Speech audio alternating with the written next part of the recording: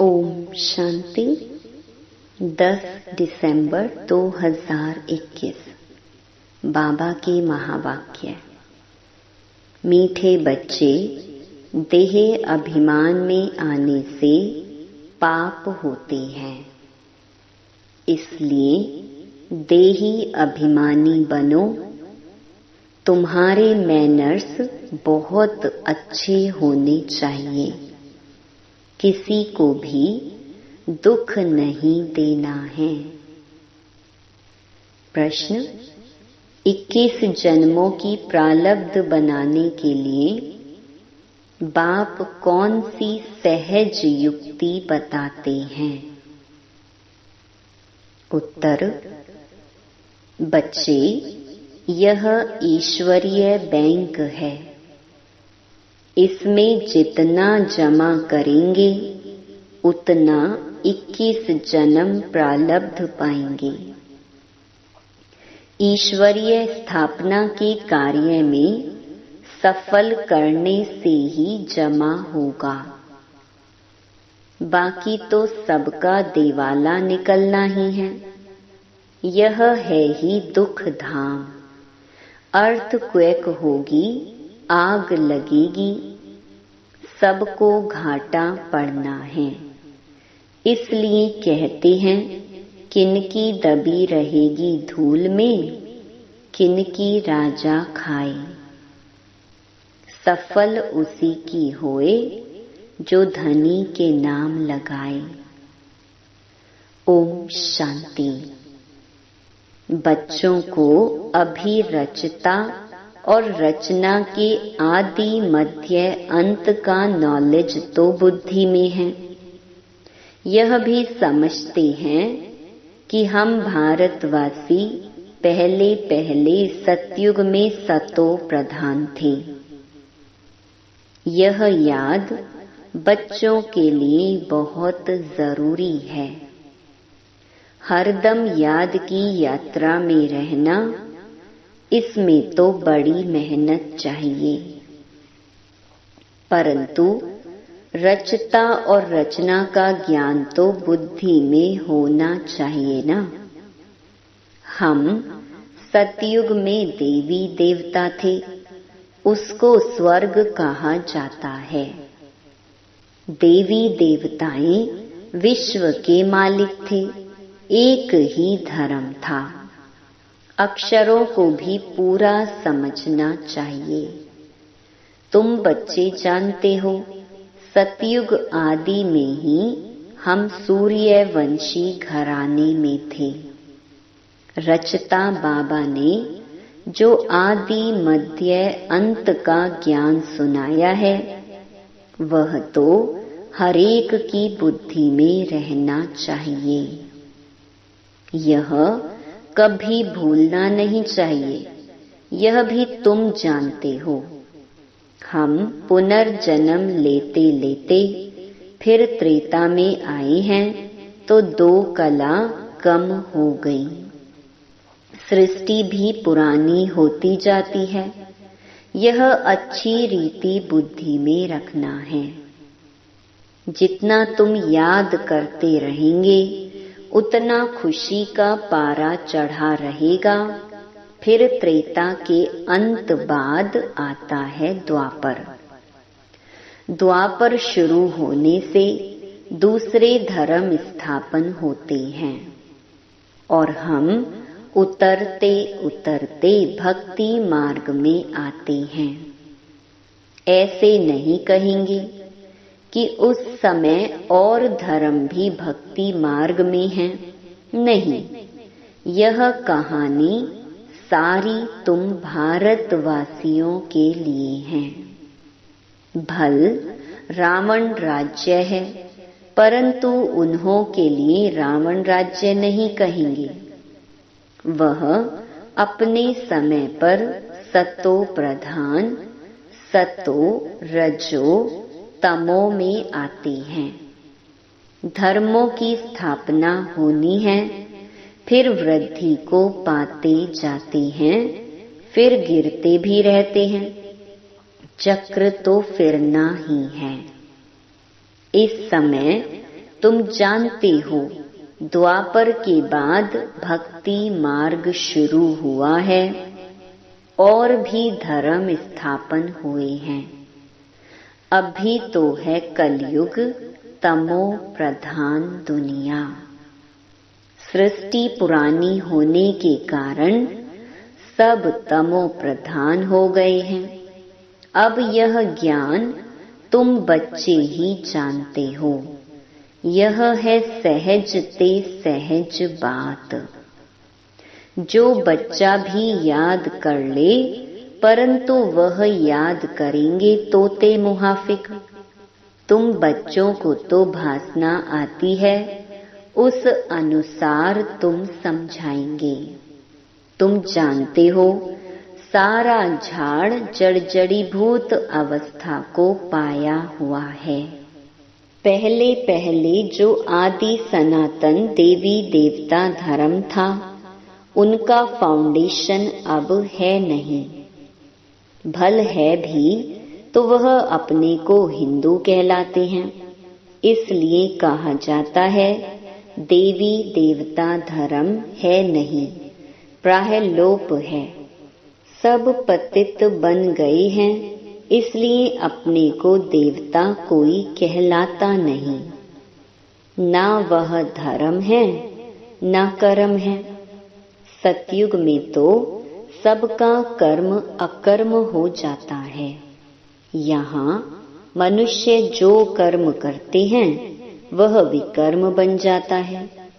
तमो प्रधान होने के कारण अपने को देवता कोई कहला नहीं सकते हैं। ड्रामा प्लान अनुसार यह भी नोंद है। जब धर्म प्रायलोप हो तब तो बाबा आकर सत धर्म की स्थापना करे और अनेक धर्मों का विनाश कराए। नई दुनिया में एक ही आदि सनातन देवी देवता धर्म था। अब शिव बाबा आकर फिर से ब्रह्मा द्वारा देवी देवता धर्म की स्थापना करते हैं। तुम हो मुख वंशावली ब्राह्मण। क्राइस्ट द्वारा जो क्रिश्चियन बने उन्हें भी मुख वंशावली कहेंगे। बच्चे तो नहीं थे ना। वैसे तुम भी ब्रह्मा द्वारा ब्राह्मण बने हो। असल में तुम हो शिव बाबा के बच्चे। इस समय तुम ब्रह्मा द्वारा ब्राह्मण बने हो।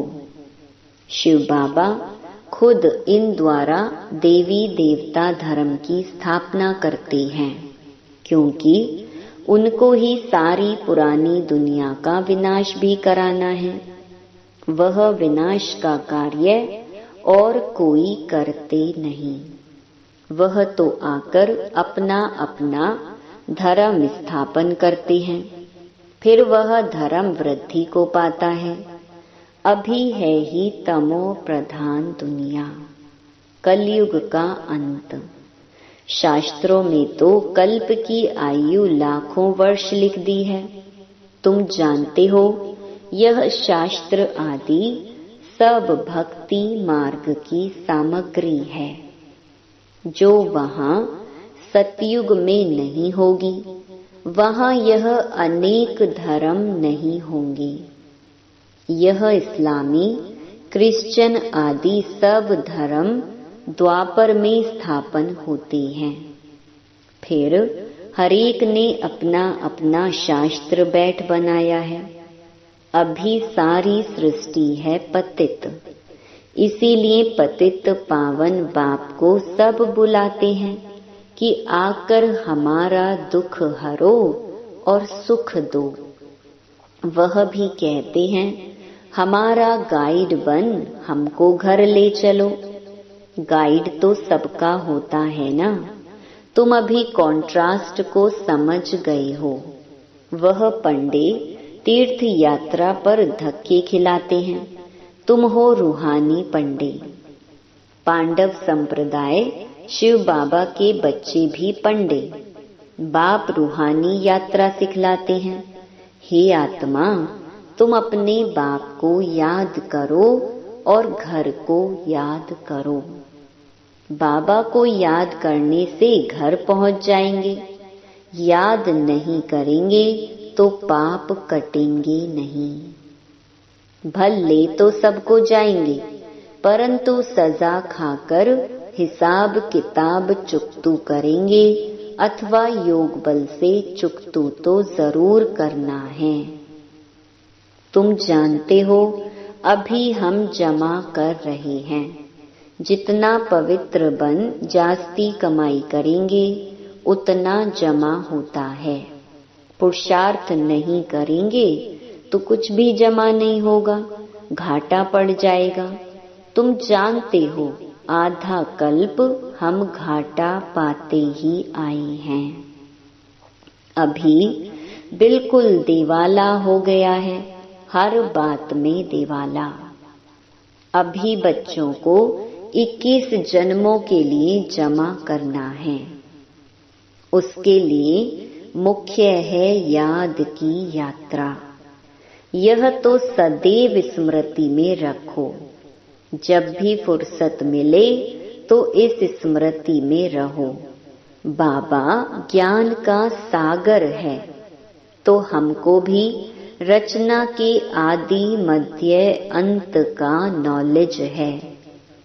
आप सामान बनाते हैं, जैसे बैरिस्टर, इंजीनियर आदि पढ़ाकर आप सामान बनाते हैं ना, ऐसे बाप भी बच्चों को आप समान देही अभिमानी बनाते हैं।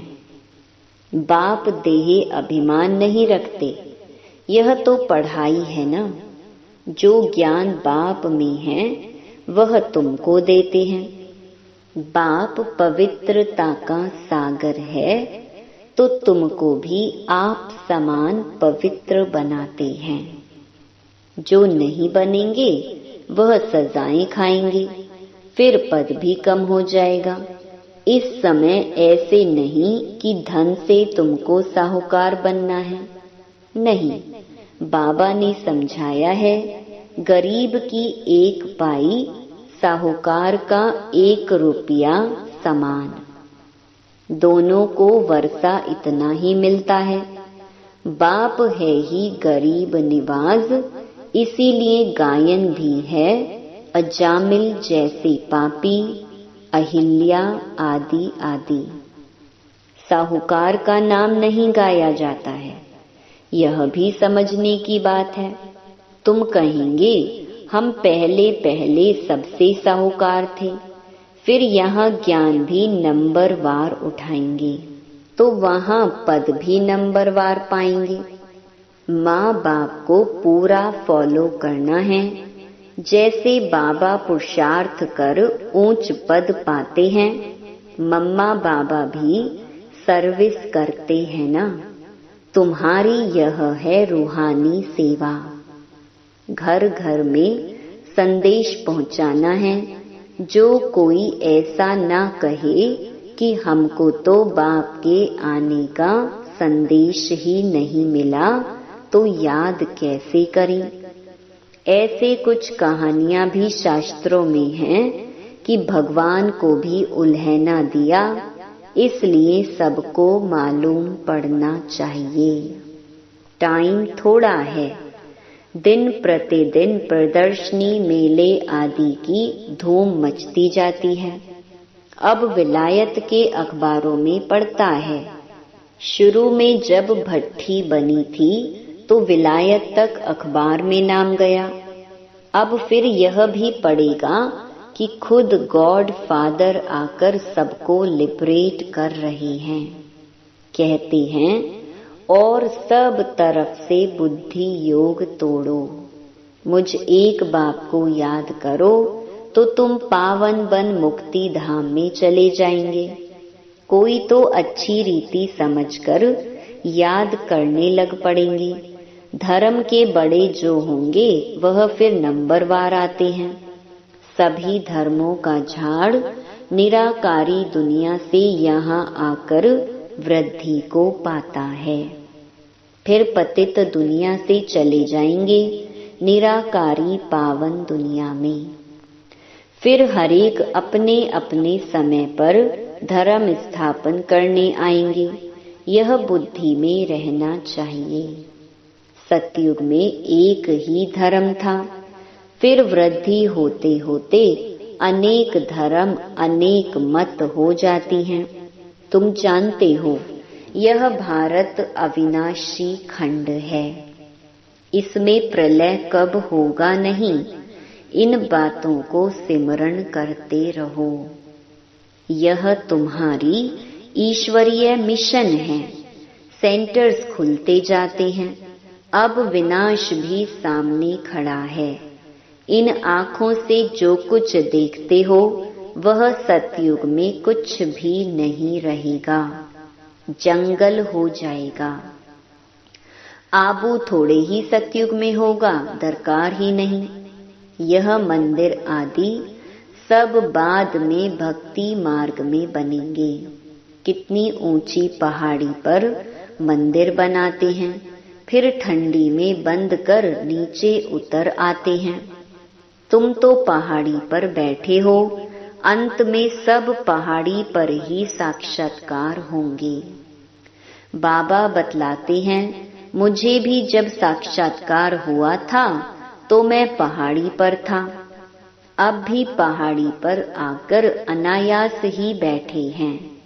यहाँ बैठे बैठे तुम सब कुछ सुनेंगे और देखेंगे। यहाँ बैठे साक्षात्कार हो सकता है कि कैसे आग लगती है, क्या क्या होता है। रेडियो से, अखबारों से सब कुछ तुम सुनेंगे, टीवी में भी तुम देख सकते हो। आगे चलकर ऐसी ऐसी चीजें निकलेंगी जो घर बैठे सब दिखाई पड़ेगा। रेडियो में कहाँ कहाँ का आवाज सुनाई पड़ता है। यह सब है माया का पॉम्प। तब मनुष्य समझते हैं यह तो स्वर्ग है। स्वर्ग तो तब हो सकता है जब विनाश हो। वहाँ मीठे पानी पर महल होंगे, कहाँ पहाड़ियों पर जाने की दरकार नहीं। वहाँ सदैव बहारी मौसम रहती है। आज गर्मी है, ठंडी है, सब में दुख है। स्वर्ग में दुख का नाम नहीं होगा। तुम ऐसी जगह चलते हो, यह बुद्धि में है कि हमको यह शरीर छोड़ जाना है बाबा के पास। अब हम बाबा द्वारा राजयोग सीख रहे हैं। 5000 वर्ष पहले भी सीखा था। कहते हैं बाबा आप तो वही हो। बाबा जानते हैं जिन्होंने कल्प पहले राज्य भाग्य पाया होगा वह अब भी लेंगे। यह चक्र बुद्धि में होना चाहिए।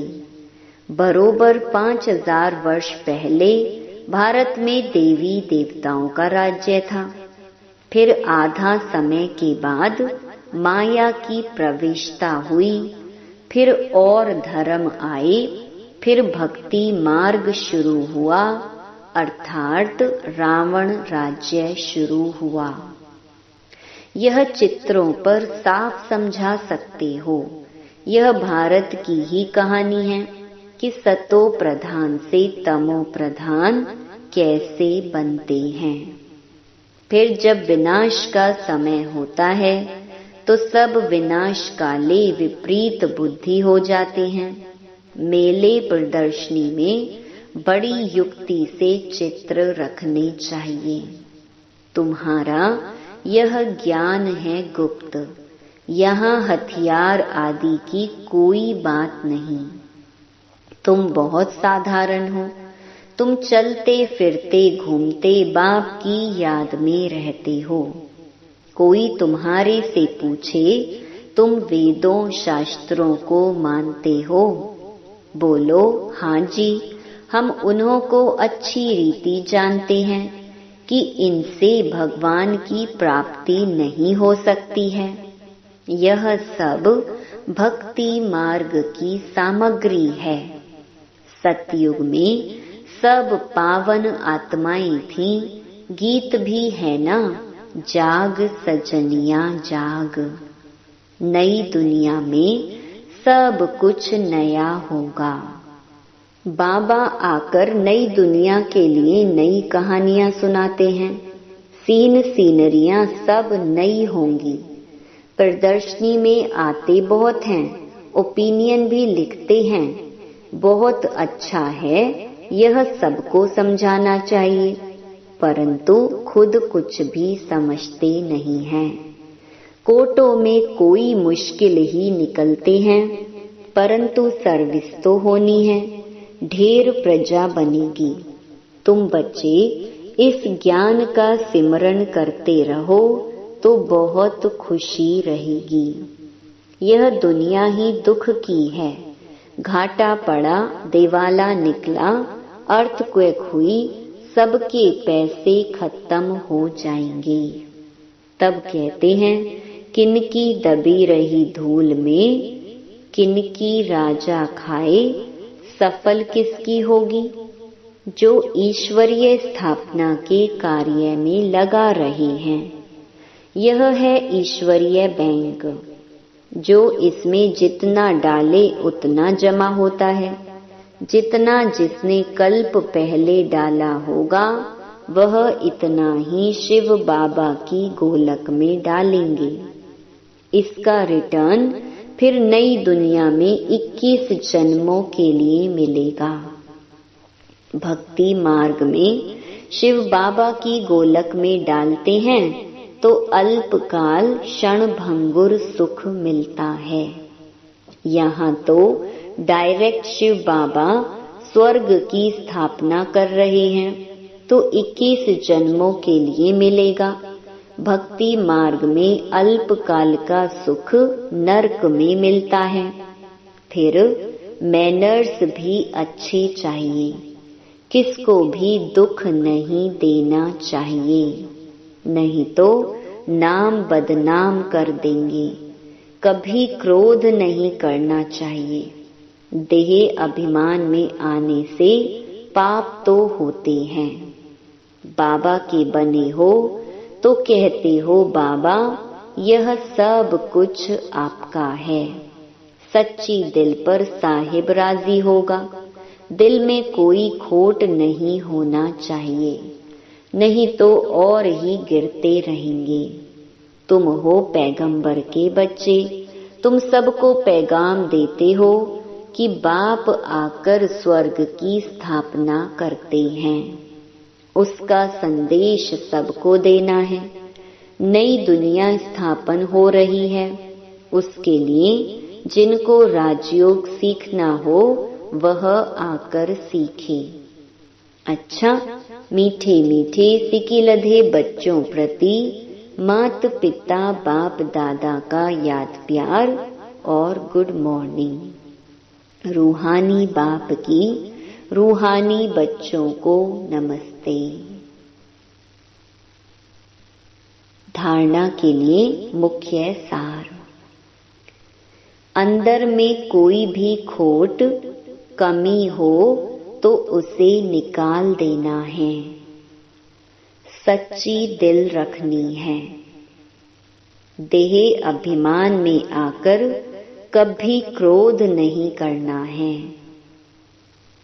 दूसरा, जब भी फुर्सत मिले तो याद की यात्रा में रह कमाई जमा करनी है। वरदान, संपूर्ण समर्पण की विधि द्वारा अपनेपन का अधिकार समाप्त करने वाले समान साथी भव। जो वायदा है कि साथ रहेंगे, साथ चलेंगे और साथ में राज्य करेंगे, इस वायदे को तभी निभा सकेंगे जब साथी के समान बनेंगे। समानता आएगी समर्पणता से। जब सब कुछ समर्पण कर दिया तो अपना व अन्य का अधिकार समाप्त हो जाता है। जब तक किसी का भी अधिकार है तो सर्व समर्पण में कमी है, इसलिए समान नहीं बन सकते। तो साथ रहने, साथ उड़ने के लिए जल्दी जल्दी समान बनो। स्लोगन: अपने समय, श्वास और संकल्प को सफल करना ही सफलता का आधार है। ओम शांति।